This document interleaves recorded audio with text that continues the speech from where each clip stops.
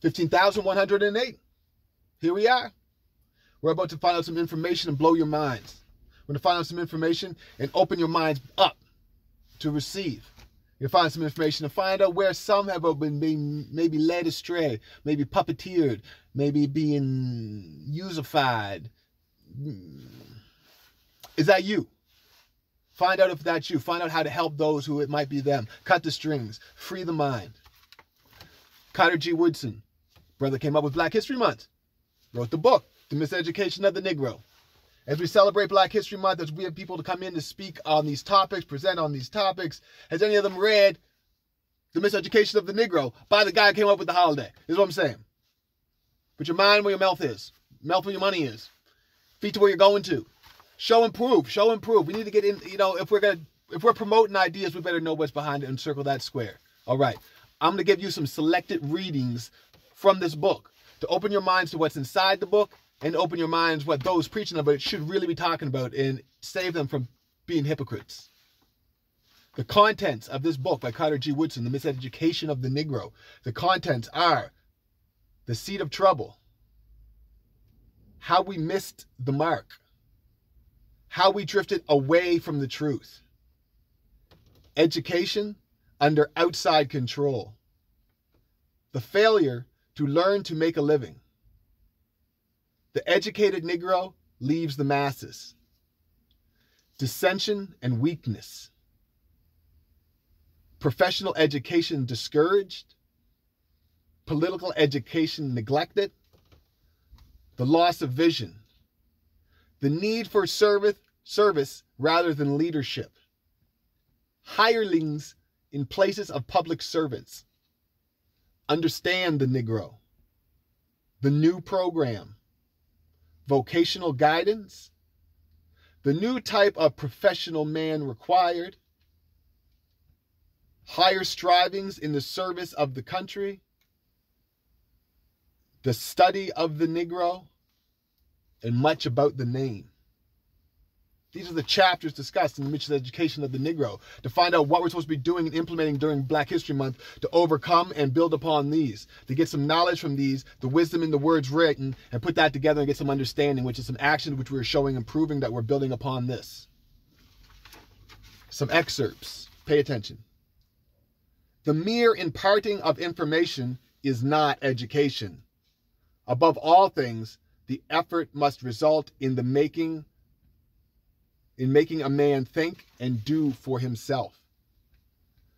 The only question which concerns us here is whether these educated persons are actually equipped to face the ordeal before them or unconsciously contribute to their own undoing by perpetuating the regime of the oppressor.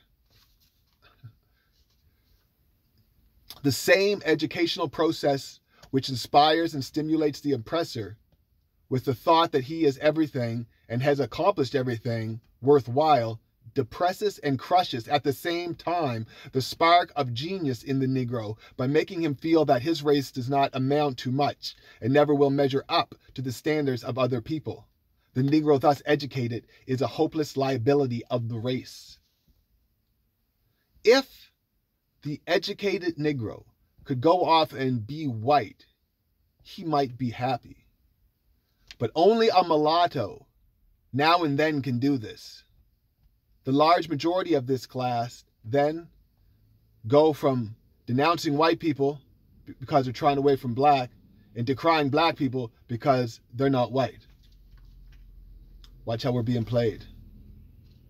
Which side are you on? Which side are you on?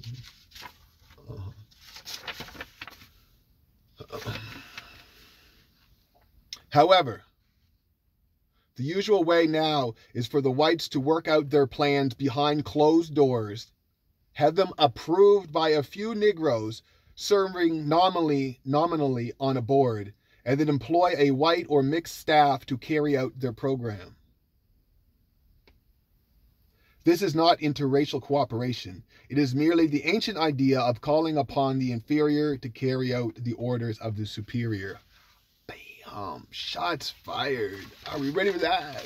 Better be. It's 2023, as they say in the Gregorian. But I tell you, it's 15,108. This racial racketeering might be a politician, a minister, a teacher, a director of a community center, or head of a socially uplifting agency. As long as he did certain things and expressed the popular opinion on questions, he lacked nothing. And those who followed him found their way apparently better paid as the years went by.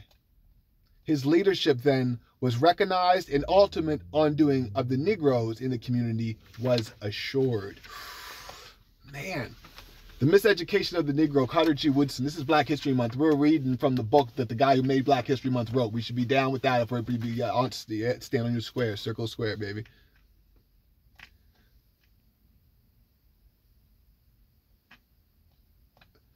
The race needs workers, not leaders. Such workers will solve the problems which race leaders talk about and raise money to enable them to talk more and more about. When you hear a man talking, then always inquire as to what he is doing or what he has done for humanity. Oratory and resolutions do not avail much. If they did, the Negro race would be in paradise on earth. Damn! Oh, okay, baby. It's empowering, though. Lift it up. Once you get past the initial shock, if it's coming to you and you find that bad taste, that's all right. Well, you need to know you need to clean your mouth, brush your teeth or something. Get some different food. Probably real food, not garbage and poison. The greatest problem now awaiting solution is the investigation of the differential resistance of races to disease. Ooh, jabby jab. What are the diseases of which Negroes are more susceptible than whites? What are the diseases of which whites are more susceptible than Negroes? The Negro escapes yellow fever and influenza, but the white man dies. The white man withstands syphilis and tuberculosis fairly well, but the Negro affected with these maladies easily succumbs. These questions offer an inviting field of research for Negro medical students. This is not COVIDian times. If we've been reading this, we'd be on a different page, thinking for ourselves. Maybe come up with the same answer, but self-determination, Coochie Chagalia.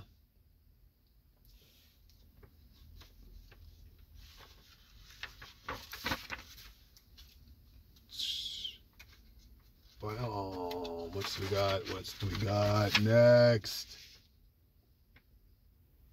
The oppressor has always indoctrinated the weak with his interpretation of the crimes of the strong. Yeah, that is truth.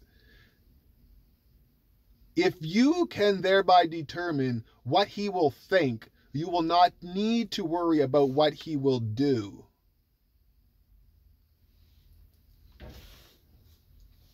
The Negro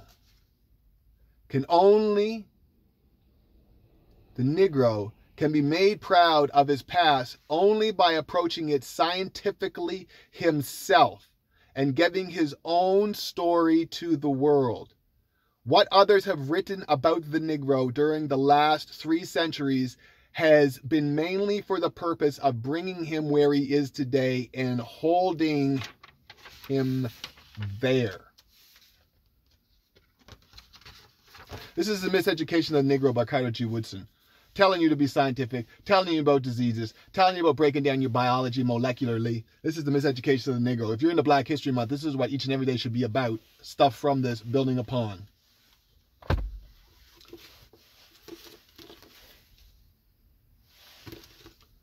The first Americans were Africans, expanded and revised by Dr. David Imhotep. What I'm just going to provide is different researchers from our own perspective trying to give answers to ourselves so we can hear ourselves speaking to ourselves. Self-determination. The first Americans were Africans. Dr. David Imhotep makes a passionate, imaginative, and comprehensive case for a radical rewrite of Orthodox history. David Imhotep's thesis is an exciting study and a must-read for anyone interested in the origins of the first Americans.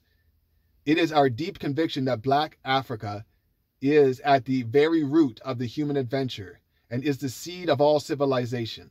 And Dr. David Imhotep's work is a huge contribution to restoring to Black African people their rightful place in history. This is a remarkable book. Dr. David Imhotep has pulled together an amazing set of facts, which is obvious. What is obvious is that what we have been told in history books about the true origin of the ancient American civilization is simply wrong.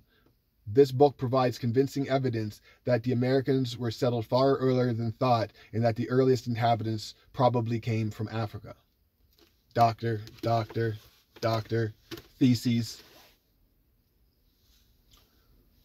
Who are we? Are we who we ought to be? Am I being who I am? Am I who I am? Who am I? This is just a mind-blowing book. Mind-blowing book. This is just a mind-blowing book. Talking about South America names from Egypt on places. Talking about the Holy Land being in South America. Talking about that was at Machu Picchu being the Holy Land, the Mountain David, Jerusalem. Black Jesus being in the West. The stories being real. The measurements of the stones and the bricks and the distances being there as compared to. It's on the back of the book they're talking about. It was written that after 2,000 years, Jerusalem would come down from a mountain. The time for the prophecy has arrived. But in 1998, it was announced that ancient Jerusalem, the city of David, is missing. The mountain. Scientists are shocked by the discovery of South American cocaine in Ramses and other ancient mummies. In 2003, the U.S. Library of Congress purchased for $10 million the Wald-C-Muller map. The accuracy of the map, especially South America, stunned researchers. The map's makers said they drew the map using works left by ancient Egypt. In 2004, remains of ships that ancient Egypt used to cross the seas were found buried beneath the sand and in caves. In 2008, the ancient city that dates the time of the pharaohs was uncovered in South America. Now, ancient stones in Egypt reveal that Egypt was founded in the Americas, and pharaohs gave the American continent their name. That's what I mean. Words like Haru and Enoch for name for places. Are you trying to? That's complete crazy, is it? That's a lot of stuff like Elijah would talk about South America. So I'm saying, we wrote stuff and tried to interpret our history to find out to feed ourselves and our brains.